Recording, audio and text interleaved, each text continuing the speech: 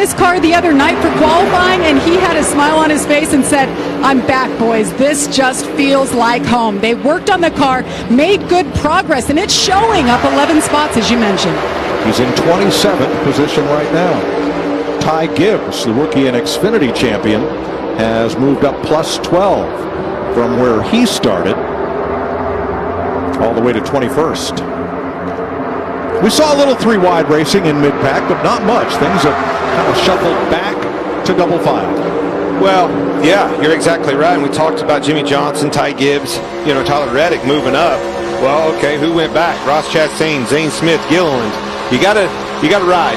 We talked about riding 500 miles. You got to survive. If your handling is going away right here, dip down to the back, ride in a place you can. And I think that's what was creating some of that three-wide, just a little bit of shuffling. I won't ask Tony since he's a Ford team owner, but Toyota, Clint, had not led a lap all week until now. Christopher Bell out front. Was that a smoke screen? Well, hey, the Fords have been fast. Strength in numbers. We talked about that. But you can never count out the guy that you can't ever forecast who's going to surprise you. And it didn't surprise me one bit that Gibbs camp showed up. Talk about it. Look at his teammate. Ty Gibbs is moving well. Those cars are going to be fast. Haven't won 3 of these Daytona 500s with Denny Hamlin for nothing.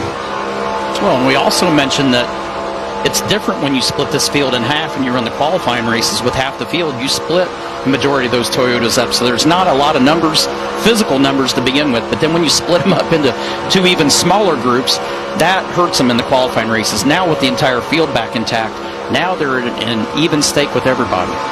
That's such a great point, and it's easy to overlook, Mike.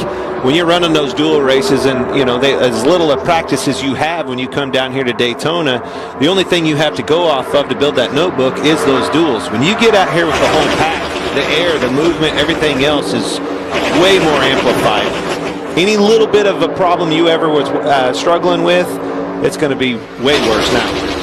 How fast is fast? Let's look at our Xfinity fastest lap of the race as Ty Dillon is on the apron, smoke coming out the pipes.